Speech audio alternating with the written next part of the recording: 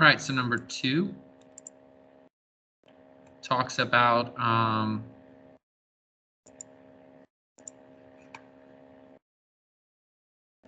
what are the zeros, and it gave you it in factored form, which is awesome since it gives it to you in factored form. Y equals x, x minus 2, x plus 5, and no one's going to write this, but you have to think of it like this as its own parentheses, because what makes this bubble 0 is 0. So if x is 0, that's one of the roots. Positive 2 is one of the roots, and negative 5 is one of the roots. So you're looking for the answer choice that has that, which is C. That question should again take you a matter of seconds. Number 3 is basically the opposite of what I just did. Instead of giving you the factored form and then you find the roots, I gave you the roots, which are 5, 2, and negative 5. Well, based on that, you can give me the factors. If this is what makes the bubble 0 is 5, then x minus 5 must be the factor. If 2 is what makes the bubble 0, then x minus 2 must be that bubble. And if negative 5 makes this one, it must be x plus 5. And that's the function. But if you look at the answer, none of those answer choices are there. Well, that's because this is in factored form. The answer choices are in standard form. So what you had to do was multiply or distribute this out, which we only do between 2 bubbles to begin with. So this times this, x squared. This times this, negative 2x. This times this, negative 5x. We've done this in the past. This times this, positive 10. X squared minus 7x plus 10. And then I take this and I go ahead and do my distributing again. Are there any questions on how to solve that question? That question might take 2 minutes, only to allow you to have extra time to just make sure you don't mess anything up with the positive and negative signs and that kind of stuff. But you're going to distribute, combine like terms, and get a final answer after you do that. But this question shouldn't take very long, but 2 minutes maybe just to give you a chance to not make an error. Number 4. Number 4, whenever they ask you for the zeros or x-intercepts or anything like that, you have to get to factored form, and I don't care how you get there. There are different ways that you can get there, but one of the ways, and the first way I've showed you always whenever someone asks you to factor, is to always look for a GCF. And there is a GCF between all 3 of these. X squared goes into all of them, and then I would be left with x squared minus 4x plus 3. Then I look at this guy and I say, how can I factor u? Well, this tells me same signs. This tells me they're both negative. I need 2 numbers that multiply to 3 but add to 4 because same signs, those guys add together. 2 numbers that multiply to 3 but add to 4 are 3 and 1. x3, x1. What makes this bubble 0? And remember, you have to think of this as its own parenthesis. What makes this 0? 0. What makes this 0? 3. What makes this 0? 1. And this has a multiplicity of 2 because it's squared. This has a multiplicity of, since there's nothing there, it's 1. This has a multiplicity of 1 since there's nothing there. That was the answer to number 4.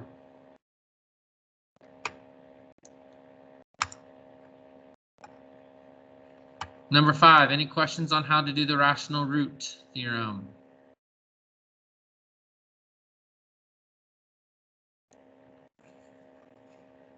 Number 6.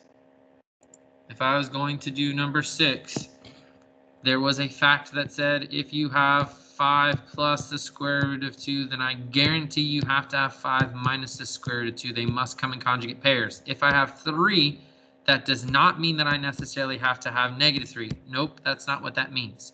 Only the ones that have square roots have to come in conjugate pairs, or ones with i's.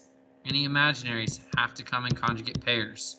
So the roots and the i's have to come in pairs. The regular numbers is what you probably would think of them as, do not have to come in conjugate pairs. So just because you have a 3 does not mean you have to have a negative 3.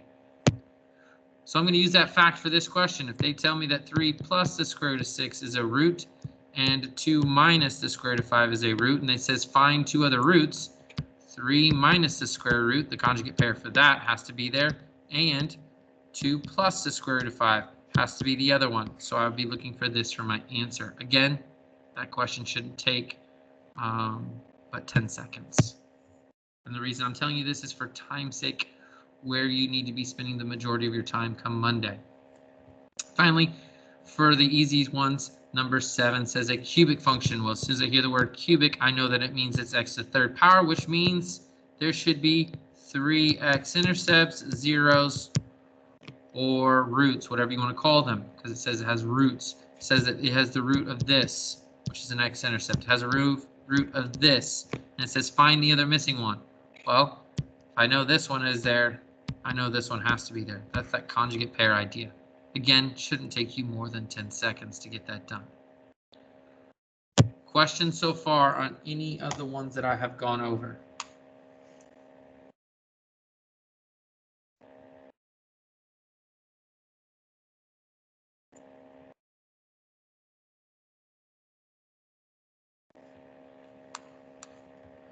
All right. Number 8, I'm going to teach you how to use your resources. So if I look at number 8,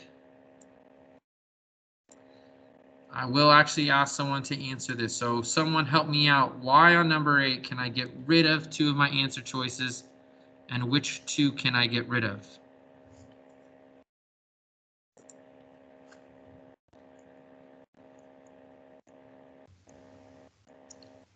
The 3 plus the square root of 3? I'm on number 8. Oh.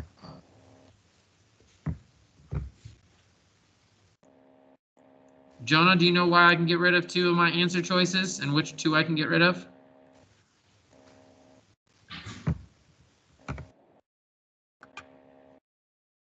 Jonah, some kind of response, please.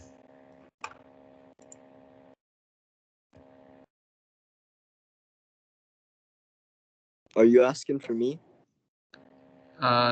This is no. Josh. Nope, Oh, Jonah. I'm sorry. No, Jonah, you don't know? All right, Destiny, do you know which ones I can get rid of and why? A and B. Why? Because the I's don't have a conjugate pair. 100%, you are right. It says find all the real zeros. When it says find all the real zeros, that means the imaginaries too. And so that would mean that I would be its root by itself. And we just talked about it up here that they have to come in conjugate pairs. So if I see just an I know that that's wrong because it had to have negative I with it. And if I see negative I know that's wrong because it would have to have I with it. So that gets rid of A and B. So C and D are my only answers. Does that make sense? Mr. Mark, Yes. my Wi-Fi went out and I can't see anything on the screen.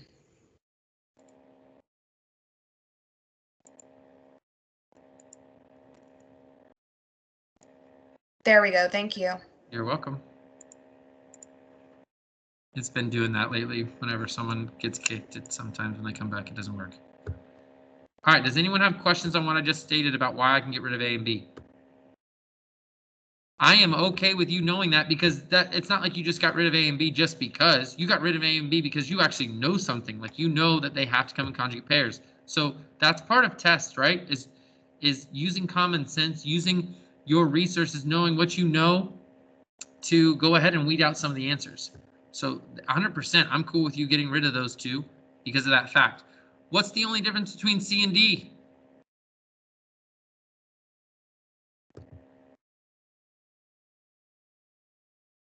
Josh. Yeah.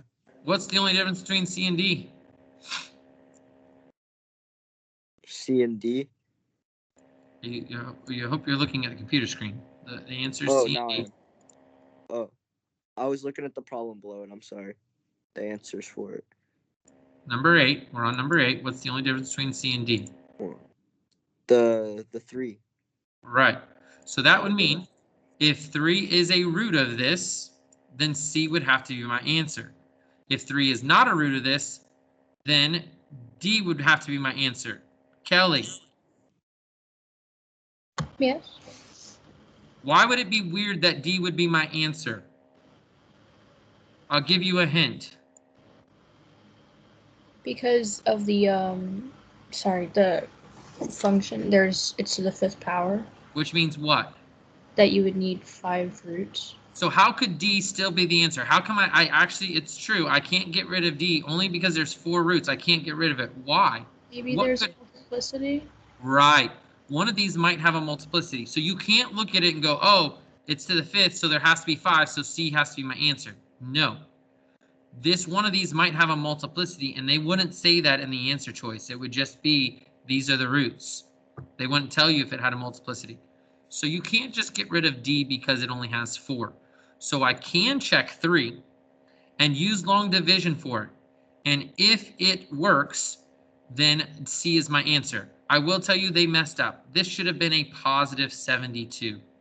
The test bank, the creator of it, accidentally put this as a negative. So you might have had a hard time doing this one, and I understand why. This should be a plus sign. So let's go ahead and do that and see if 3 is a root. Can someone tell me the coefficients again? No? Okay. No worries. I can. I just need to click out. Go ahead. Okay. 1, Yep. -3, Okay. -24, Okay. 72, Perfect. -25, and 75. Thank you. And here we go. We're going to do our long division. We are looking for a 0 here. If it is, C is my answer. If it's not, D is my answer. 1, 3, 0, 0, -24, -72, 0, 0, -25, -75, 0. Ding, ding, ding. 3 is a root. C is my answer. Now, did I do that problem fully out like the way that we have been doing it in class? No, I didn't have to. I was using my logic. Logic is math. I'm A-okay if you guys do this stuff that I'm talking about. Does that make sense? Makes sense. Now, obviously, I really need you and want you to learn the full way to do some of these problems, but some of them, they're just so long, it's not a big deal. But I do want you to know the process. More for later on what's going to happen. But all right. Next, let's look at 9. See if we can kind of use our logic. Remember how I gave you hints yesterday and I was saying try this number first? Well, I won't be doing that on the test because the answer choices are your hint. Because it's multiple choice, I've already given you a hint. So like, what would I do for number 9? What could I do that could help me?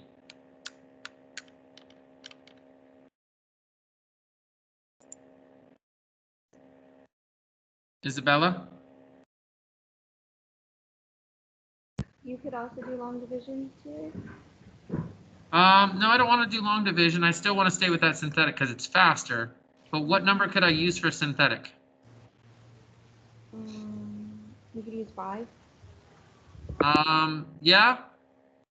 I would probably use a different number because I want to use it easier. But do you see how my answer choices are down here? Yeah. What if I use 1? Yeah. What if it works? Yeah. What does that do for me? It makes it easier for me. If 1 works, what does that mean I get rid of?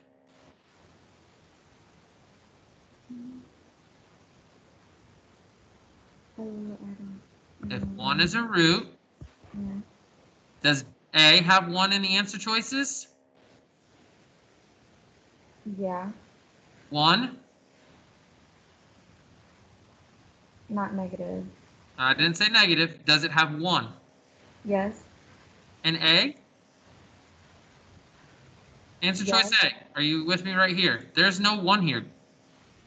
It just says -1. Right, that's not the same. 1 and -1 are not the same, right? They're two different numbers. Are you with me? Yeah. So if I choose 1 and it works, I can get rid of A and D. because they don't have ones in them. Mm-hmm. What if I choose one and it doesn't work? What does that mean? That's not your root. If one doesn't work, that means that B and C can't be my answer, Isabella, because they say that one is a root. And if I try one and it doesn't work, that means B and C can't be my answer. Okay. Do you see how I'm using that logic? Yeah. So let's go ahead and try one. So I'm going to try one.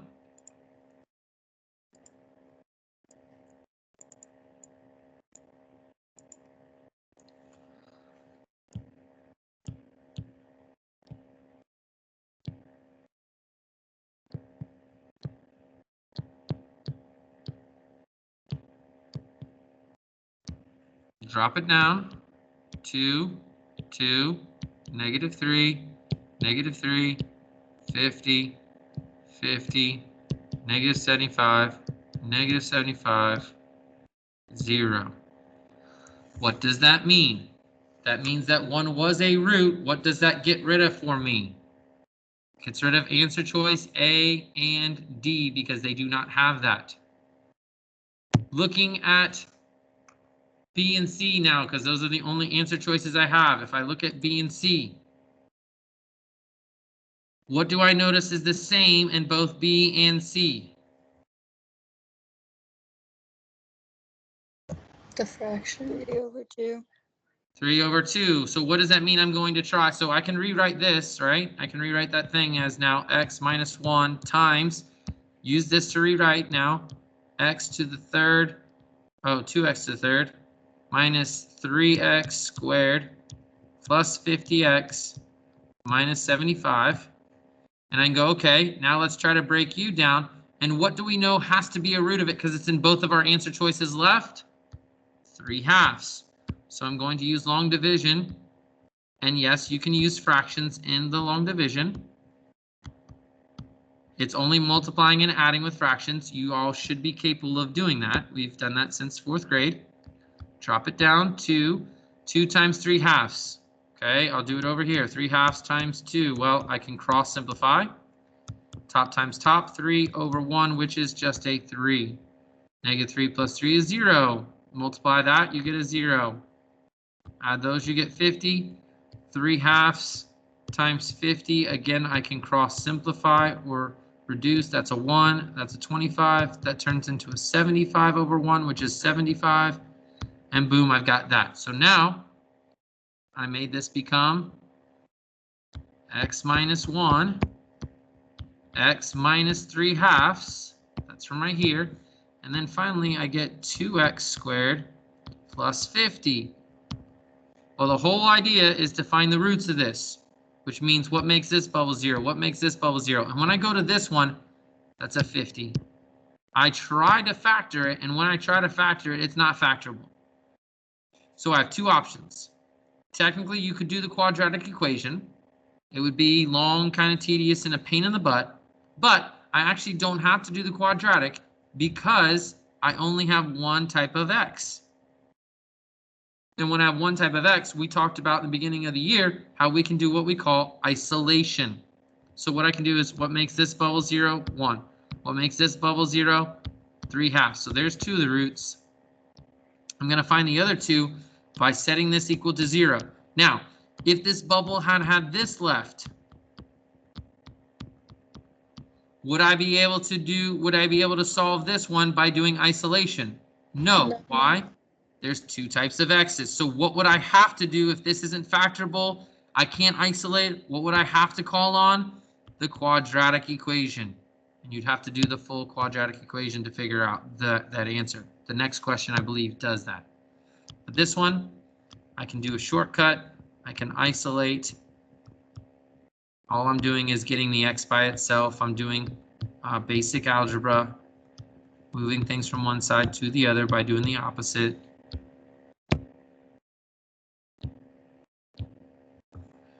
X squared equals a negative 25. Square root, since I put the square root in, I must put a plus or minus sign in there. Square root of as soon as I see the negative, I put an I, and the square root of 25 is 5, so plus or minus 5i, which leaves me with the only answer choice, which I believe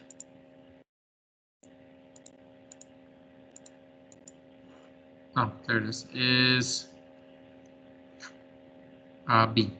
So B would be my answer. Number 10, I'm going to do the same kind of thing.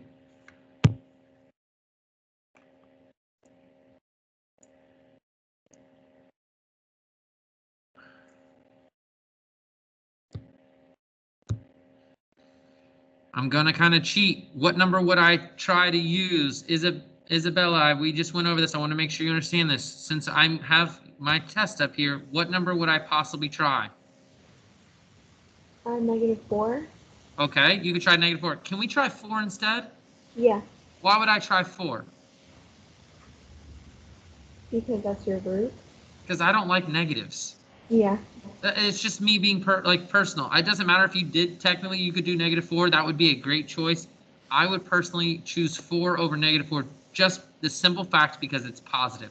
And I try not to deal with negatives unless I have to. Obviously, there are times I have to. So I would try 4, and if 4 works, that means B or D could be my answer. Are you with me? If 4 doesn't work, what does that mean will work? -4. And then I'm going to use long division with the -4 and try to break it down. Make more sense now? Yeah. Okay, perfect. Thank you. That's why we do this, right? That's why I talk to you guys.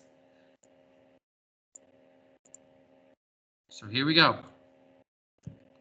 We said we're going to try 4. We've got 2. Actually, yeah. -19 and plus 20. I can't solve that one by grouping. I was going to see if I could, but I can't. So 2, 8, 10, 40. As soon as I get here, I realize this is not going to work because what number would I need here in order to make this work? I would need a -5. Wait, can you go back? I just don't understand like the number things. Well, got to be more specific than that. Can we go back like 5 numbers? Like when you just put it in the division thing. Okay. Well, you don't know how to do long division? No, I do. I just like it looks different. I don't know. The first, what do I always do? Drop You the bring first it down. number, multiply this times this, there's an 8. And then you just subtract it. Add these together. No, we always added them. Okay. That's 10. Multiply 40. Add together. When I add this together, what I'm trying to show you is this is not going to be a -5. Which I'm trying to say, I need this to be -5 because -5 times 4 would get me to -20, which would get me to my 0. And I know that -19 and 40 is not going to get me to the -5 I need, so I know this isn't going to work. I'm going to get a remainder over here. Does that make sense?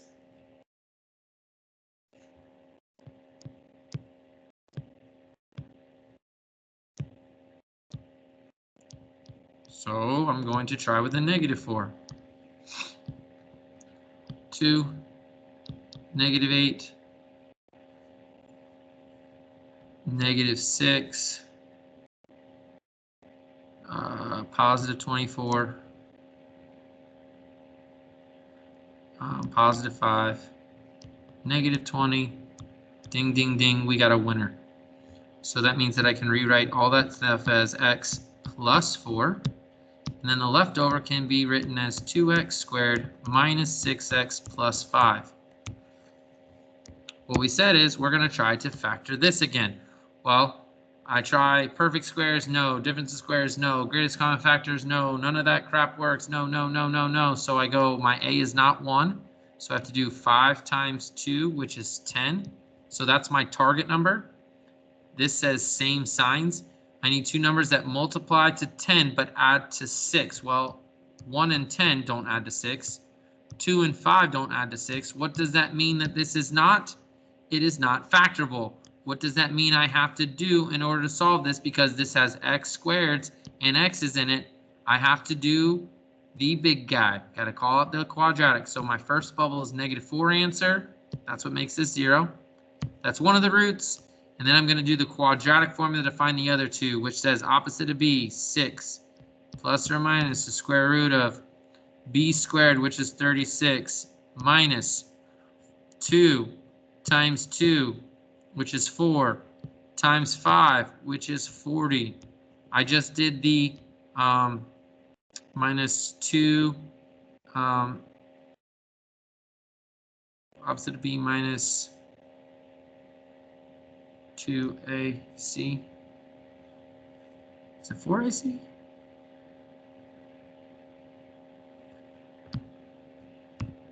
All over 2 times a.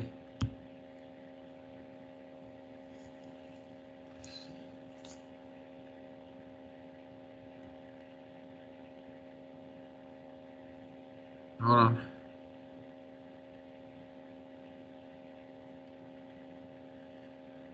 I don't know why I did that. It's 4ac. What's going on with me in my brain? That's stupid. So that should have been a 4. 4 times 2 is 8. There we go. 8 times 5. There's the 40. Oh, what was I doing? Then we do 6 plus or minus the square root of 36 minus 40 is a -4 over 2 times 2, which is 4. 6 plus or minus the square root of, the square root of 4 is 2. As soon as I see negative, I put an I with it, all divided by 4. Since all three of these have a 2 in common, I can reduce by a 2 by all of them. So my final answer is 3 plus or minus I square roots of 2. And if I look at that, that would be answer choice A.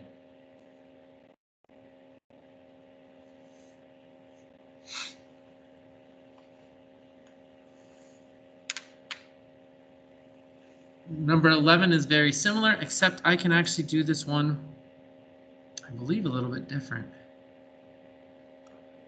Number 11, we talked about how if I can try to solve this by doing grouping. And when this is negative, you got to put that negative inside there and put a plus sign between these guys. And I say, what do these guys have in common? X squared. What am I left with? X minus 3. I want this to be positive. Oh, no, I can't do this one by this, huh?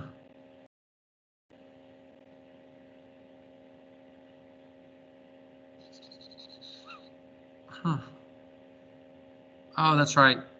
That's right. This question's wrong. One of these needs to be a positive. We'll make this a positive. Forgot. I take these answers or these questions from a test bank, and sometimes they mess up the question. This one, they meant to put this as a plus 15, and then it works out with the answer choices that they gave you. So I want to say, okay, what do these guys have in common? Well, I need this to be a positive. I need this to be negative. So I'm going to factor out a -5. And when I do that, I'm left with x minus 3 equals 0. So I'm not using the synthetic division for this one because I can do it a different way. These guys have an x minus 3 in common. And then what goes in the next bubble is what's left over, which is x squared minus 5. This is not factorable anymore, but hopefully you're starting to see, hey, since it's just one type of x, I can do by isolation. So I can do x squared minus 5 equals 0. Add your 5, add your 5. X squared equals 5.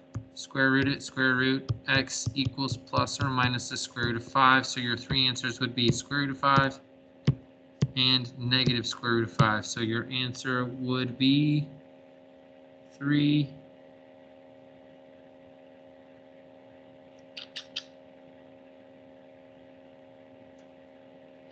Looks like it should have been C.